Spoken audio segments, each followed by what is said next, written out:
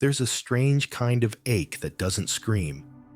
It lingers in the silence between breaths, in the smile you give because you're supposed to, in the way you say, "I'm fine," even when your heart feels like it's slowly folding in on itself. No one sees it. Not really. Because you've become so good at pretending. You wake up. You move. You keep going. But there's this whisper, not loud enough to drown your world, but deep enough to echo when everything else goes quiet. Maybe you've heard it too. That hushed, invisible thought. Something's wrong with me. Not dramatically. Not like a movie moment. Just a subtle, constant hum beneath your daily life. A quiet belief that somehow you're not enough. That maybe you missed something along the way. That maybe at your core, something is broken. But here's what no one told you. You don't have to feel shattered to be living like you are. It's in the way you hold yourself back from joy. The way you doubt kindness when it comes your way. The way you replay your mistakes, but barely remember your moments of courage. It's subtle, but it's there. A life built not from wholeness, but from fear of your own cracks. Maybe you've tried to fix it. Therapy, journals, meditation, self-help books stacked like little ladders you hope will pull you out. But no matter how much you climb, it still feels like you're trapped in a room with no doors. And you begin to wonder, what if this is just who I am? But it's not. It never was. What you're feeling isn't brokenness. It's the weight of stories you were never meant to carry. The pressure to be perfect. The silent inheritance of wounds that were never yours to begin with. You've been living like you're broken, not because you are, but because somewhere along the way, you started believing the lie. And when that lie goes unquestioned, it becomes the lens you see life through. But you can set it down now, just for a moment. You don't have to fix anything right now. You don't have to prove your worth. You don't have to earn rest or peace. Just breathe and listen, because I want to show you something softer, not a solution, but a remembering. You were never broken. You've just been surviving. And maybe now, it's time to begin living. No one's born thinking they're not enough. You didn't come into this world doubting your worth. You came in full of instinct and breath, and the innocent belief that being here, simply existing, was enough. But slowly, without realizing it, you began to absorb the echoes around you. Maybe it was a parent who only praised you when you achieved something. Maybe it was a teacher who silenced your voice in the name of order. Maybe it was a friend who laughed a little too long when you opened up. And little by little, the message sank in. If I want to be loved, I have to be more perfect, more pleasing, more like them, less like me. You didn't choose this identity. You built it to survive, to feel safe in a world that kept handing you mirrors that only showed your cracks. And when you're handed the same mirror enough times, you stop questioning the reflection. You begin to believe that the distorted version must be the truth, that the pain you felt was proof of defect, not of humanity. So you adapted. You learned how to smile when your heart was breaking. You learned to shrink your needs so you wouldn't feel like a burden. You learned to carry the weight of other people's expectations as if they were your own. And maybe you became really good at being who they needed you to be. So good, in fact, that even you started to forget who you were beneath all the masks. You looked in the mirror and didn't recognize the face staring back, not because it was unfamiliar, but because it was unfinished. Built from fragments not essence. There's a special kind of sadness in waking up and realizing you've spent years living a version of yourself that never belonged to you. It's not your fault. It was protection. It was adaptation. It was the only way you knew how to keep moving forward when your soul was tired of being misunderstood. But now you're here. And that matters more than you know. Because the moment you realize this identity wasn't your choice is the moment you reclaim the power to change it. Not by force, not by fighting yourself, but by beginning to remember who you were before the world told you otherwise. You are not the product of every moment that broke you. You are the quiet breathing space between those moments. You are not the role you've been playing. You are the presence that has always longed to be seen beneath it all. This part is uncomfortable. To shed the identity that kept you safe, even if it never made you feel whole, means walking into a space you haven't known in a long time. The space of not knowing, of not performing, of simply being. But here's the truth. The real you has been waiting, patiently, lovingly. In the quiet corners of your heart, you've been too busy to visit. In the forgotten hobbies, the spontaneous laughter, the tears you hid when no one was looking. You didn't choose to feel broken. You didn't choose to carry this weight. But now you can choose to set it down.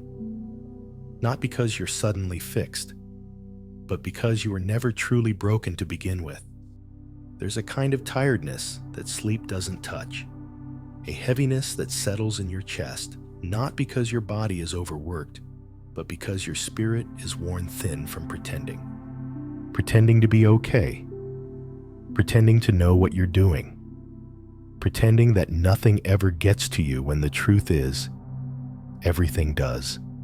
You move through your days like an actor in a play that never ends, smiling when you feel hollow, saying I'm good when all you want is to fall into silence and not be asked to perform anymore. Even joy begins to feel like a duty. You become fluent in small talk, but your soul forgets what it feels like to speak honestly. You've crafted this version of yourself so carefully, strong, competent, in control, that even when you're crumbling, no one notices. Because they believe the image, and so do you. And maybe that's the hardest part. Not that others don't see you, but that you've lost sight of yourself too. You've spent so long trying to get better, to fix what you think is wrong, that your entire life starts revolving around improvement instead of presence. You're not living, you're managing. Every emotion monitored, every response filtered, every dream put on hold because you don't yet feel ready. You tell yourself things like, when I finally heal, I'll be happy. When I fix this part of me, I'll be confident. When I become more like them, I'll finally be enough. But have you ever paused to ask, what if you already are? What if all this running, all this striving and stretching and proving isn't leading you closer to peace, but only further away? The exhaustion you feel isn't weakness. It's the natural cost of constantly betraying yourself, of walking through life in shoes that don't fit on a path that never felt like yours. That kind of tiredness doesn't show up on the outside, but it changes the way you breathe, the way you wake up in the morning, the way you reach for love, not with open arms, but guarded hands. And the saddest part, you think this is just what life is, that maybe everyone feels this lost, that maybe this low-grade ache is just the price of growing up. But it's not. What you're feeling isn't the weight of the world. It's the weight of pretending you don't feel anything at all. You weren't meant to live like this. You weren't made to constantly chase, to endlessly improve, to always be working on yourself as if you were a project instead of a person. You were meant to feel, to fall apart sometimes, to be soft, confused, curious, to live without needing to justify every emotion or explain every choice. But when you've lived from a place of survival for so long, thriving feels unfamiliar. You confuse stillness with laziness, gentleness with weakness, and rest with guilt. And so the cycle continues. But here's the quiet truth you can stop now. You can stop holding yourself to impossible standards. You can stop apologizing for not having it all figured out. You can let go of the mask, even if just for a moment, and breathe. Not for anyone else. Not to be seen or understood. But because you deserve that kind of softness. You deserve a life that doesn't ask you to pretend in order to belong. Because you already do. Even in your mess. Even in your doubts. Even when your voice trembles and your steps falter. You belong not as the perfect version of yourself, but as the real one. And when you start living from that place, the exhaustion begins to fade. Not because life gets easier, but because you're no longer carrying the unbearable weight of being someone you're not. We talk about healing like it's a destination. A place you arrive at, clean, whole, complete. But healing isn't somewhere you get to. It's not a finish line with a prize. It's a soft unraveling, a quiet remembering of what was always true before the world taught you to forget. Healing is not about becoming someone new. It's about shedding everything you were never meant to carry in the first place. It's the unlearning of shame, the undoing of perfection, the slow, gentle return to yourself. But when you've spent so long trying to fix yourself, the idea that you might not be broken feels impossible to accept. You think, if I'm not broken, why do I hurt this much? Why do I feel so lost, so unsure, so heavy? But pain isn't proof of brokenness. It's proof that you're still alive, still feeling, still connected to the parts of you that refuse to go numb. There is nothing shameful about hurting. There is nothing weak about feeling deeply. Real healing isn't about removing pain. It's about learning how to sit beside it without judgment. It's about seeing your sadness and saying, I'm here. I won't leave you this time. It's not glamorous. It doesn't always feel like progress. Sometimes it looks like crying in the middle of the day, or finally admitting you don't know what you want. Sometimes it's silence. Sometimes it's rage. Sometimes it's laughter that breaks through for no reason after months of gray. Healing doesn't happen in a straight line. It spirals. It circles back. It invites you to look again, deeper, softer. You'll think you're done, and then life will bring back something you thought you buried. Not to punish you, not to remind you of failure, but to offer you a new chance to meet the same pain with a wiser, gentler heart. You're not going backward, you're growing inward. And yes, it's hard, because we're taught to measure ourselves by how much we've moved on. But sometimes the bravest thing you can do is to stay present in the discomfort, to stay present with your truth. Because healing isn't becoming bulletproof. It's becoming soft enough to live without armor. It's realizing you don't need to protect yourself from yourself anymore. You can hold the sadness. You can hold the joy.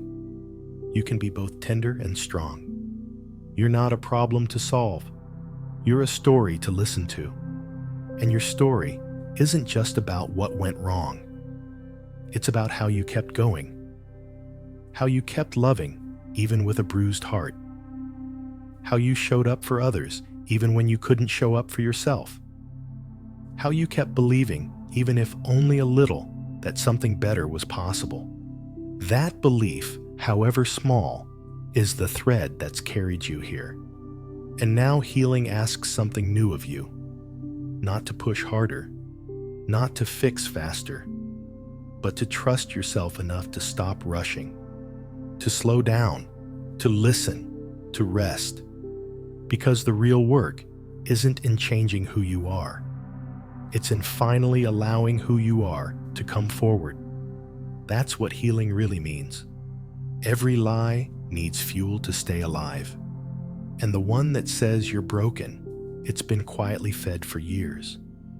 Not through shouting, not through some dramatic betrayal, but through repetition, through small choices, through the way you speak to yourself when no one else is around.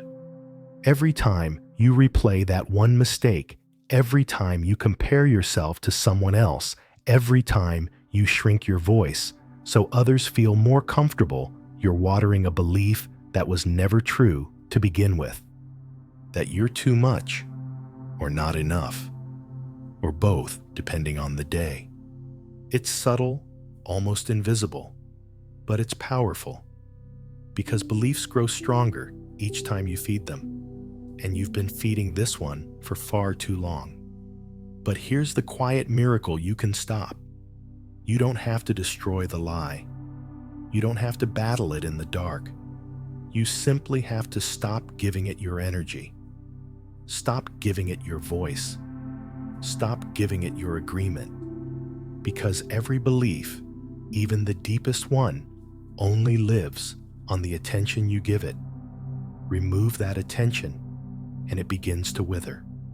It's not immediate. It doesn't disappear overnight. But the moment you stop rehearsing the same story of not enoughness, you make space for something else to emerge. A truth that doesn't shout, but waits. And in that stillness, something shifts. At first, it's barely noticeable. You catch yourself being kinder to your own heart. You pause before rushing to fix what doesn't need fixing. You hear the voice of doubt, and for the first time, you don't believe it. That's how the lie begins to die. Not with resistance, but with your quiet refusal to feed it. You start to see that not every thought deserves your attention. Not every fear deserves your obedience. And not every old pattern is a prophecy. Sometimes the bravest thing you can do is just observe. Watch the story rise. Feel its pull, and then gently let it pass. You don't have to correct it. You don't have to replace it. You just have to not believe it. That's enough. That's powerful. And each time you do that, each time you choose presence over programming, you reclaim a little more of yourself. The energy you once spent holding yourself together can now flow into something softer, more honest, more alive. You begin waking up with less dread. You feel your breath again, not as a survival tool, but as a quiet celebration that you're still here. And slowly, the story you've carried, the one that said, "You're broken, unworthy, hard to love," it fades. Not because you forced it away, but because you stopped feeding it. Because you chose truth over fear, stillness over performance, awareness over automatic reaction. You'll feel uncomfortable at first. You might even miss the noise, because the silence of healing is unfamiliar. But don't run. Stay there. It's where your soul has been waiting for you. There is so much power in simply watching your thoughts without letting them own you. And in that power, there is freedom. Not loud, not sudden, but quiet, steady, and yours. There's a moment, not loud, not grand, when you feel yourself begin to come home. Not to a place, but to a presence. To a you that has always been there waiting just beneath the noise, the roles, the performance. It doesn't happen all at once. There's no flashing sign that says, "You've arrived." It's softer than that, quieter. It's in the way you pause for a second longer before reacting. In the way you begin to notice beauty you used to rush past sunlight streaming across the floor, the way your chest rises and falls without asking for permission. The small smile that visits your lips when you least expect it. These moments are sacred, not because they're perfect, but because they're real. Because they aren't performed or earned, they just are. And you just are. Returning to yourself is not about fixing anything. It's about remembering everything.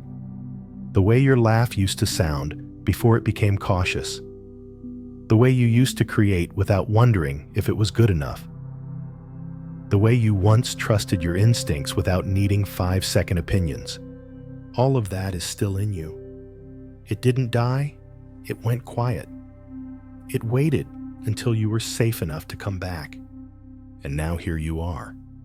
At first it feels unfamiliar, because for so long you've lived from the outside in trying to fit, trying to impress, trying to earn your right to just exist. But now, you're learning to live from the inside out. You're not asking the world who you are. You're remembering. You're reconnecting with parts of you that once felt lost, not by searching harder, but by finally becoming still enough to listen. And what you find isn't brokenness. It's tenderness. It's creativity. It's the wild, unfiltered, radiant self that's been covered in layers of doubt. You might cry, not from pain, but from relief. From the overwhelming softness of being allowed to be without needing to earn, perform, or explain. You'll find yourself drawn to things that feel like home. Books you loved as a child. Music that makes you feel everything. Moments of silence that feel like conversation. These aren't coincidences. They are breadcrumbs, leading you back. And with every small return, you begin to trust yourself again. Not because you've mastered life, but because you're finally honest with it. You stop asking, "Am I doing this right?" and start asking, "Does this feel true?" You stop apologizing for needing time, space, breath, and start honoring those needs as sacred. And slowly, your life begins to shift. Not through sudden change, but through quiet alignment. The inside and the outside no longer in conflict, but in conversation. This is what coming home feels like. Not perfect, not polished, but peaceful. And maybe for the first time in a long time, you look in the mirror, not to inspect, not to critique, but to see, to truly see. And when you do, you recognize the person staring back, not as an image, but as yourself. Welcome back. Something changes in the way you relate to others when you stop pretending to be someone you're not. You no longer walk into rooms searching for approval. You're no longer reading every face, measuring every word, trying to shrink yourself just enough to be accepted, but not so much that you disappear. Because now you've begun to accept yourself, and that shifts everything. It's subtle at first. Maybe you notice the silence after you say how you truly feel, and instead of rushing to fill it with laughter or apology, you just let it be. You let your truth land without explaining it away. Maybe you start speaking a little slower, less afraid of being misunderstood. Or maybe, for the first time, you realize you don't need to be understood by everyone to still belong. That realization is a quiet kind of freedom. It softens you, and it softens the way others experience you too. People start responding to your energy, not your performance. They feel your calm, and they calm too. They feel your presence, and they open. Because when you show up as your whole self, you give others silent permission to do the same. You'll notice conversations deepen, not because you force vulnerability, but because you're no longer afraid of being real. You ask better questions. You actually listen to the answers. And when someone looks into your eyes and sees no pretense, just quiet honesty, they feel safe, even if they don't know why. This is where real connection begins, not in similarity, not in perfection, but in shared authenticity. In the willingness to be seen not as who you wish you were, but as who you are. And strangely, the more you stop trying to be liked, the more you start being loved, for the first time perhaps for the right reasons. You no longer chase people who don't see you. You stop trying to convince anyone of your worth, because your value doesn't feel like a debate anymore. It feels like a quiet truth that needs no defense. That shift, it changes who you attract. It changes who stays. It changes what kind of love you're willing to receive. You begin to see the difference between attention and intimacy, between someone needing you and someone choosing you. And even when some people drift away, those who only knew how to connect with your mask, you don't panic. You grieve gently, but you don't chase.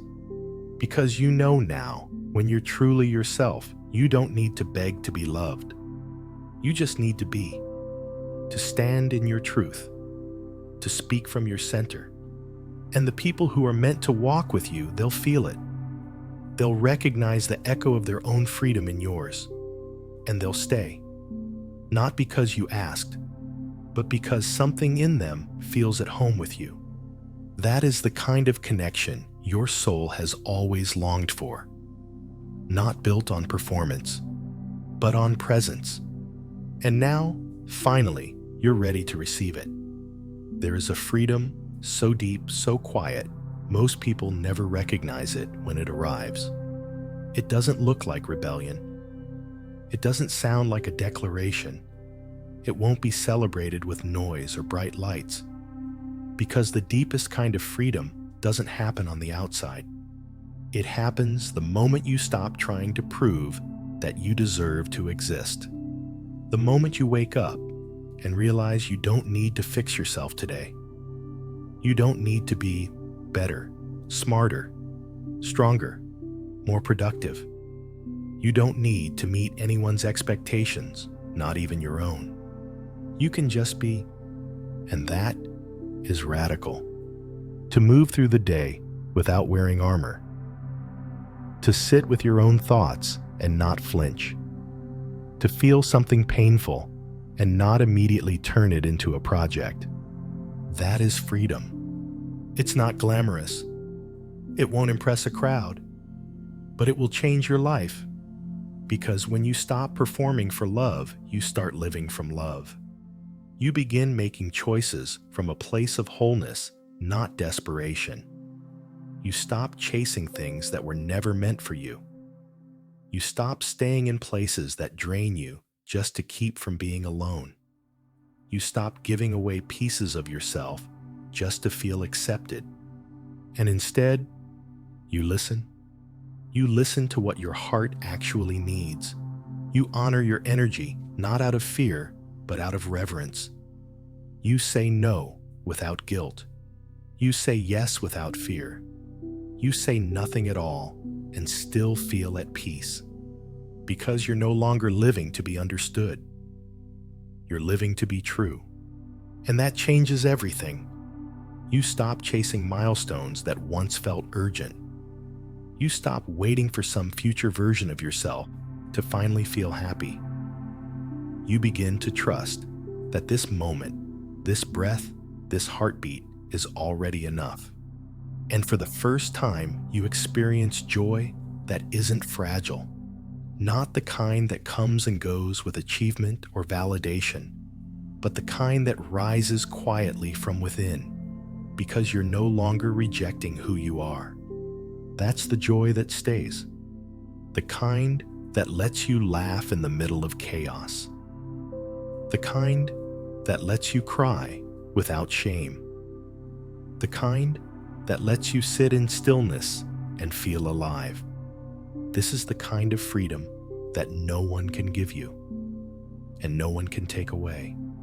It isn't about escaping your life. It's about returning to it on your own terms, in your own skin, with your own rhythm.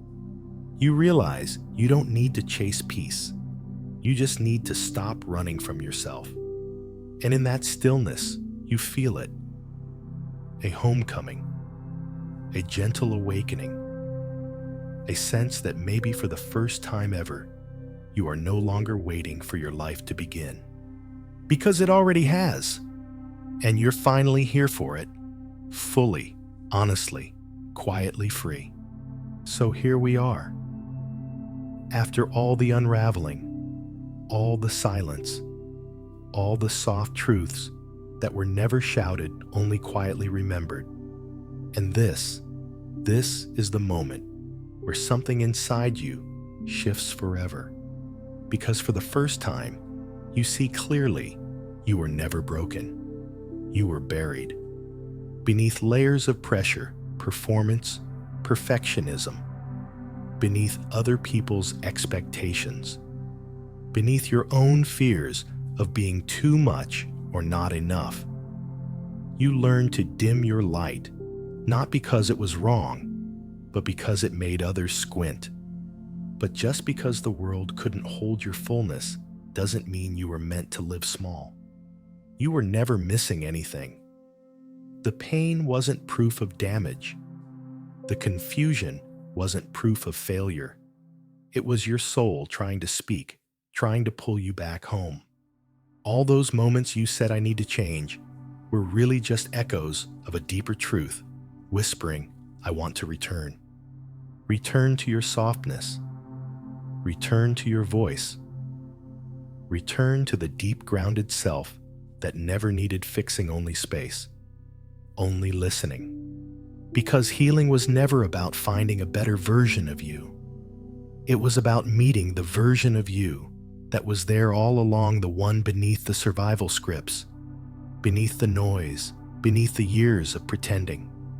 And now you've met them, not in a dramatic revelation, not with fireworks or fanfare, but in the quiet, steady rhythm of your own breath. You're here, alive, not perfect, but present.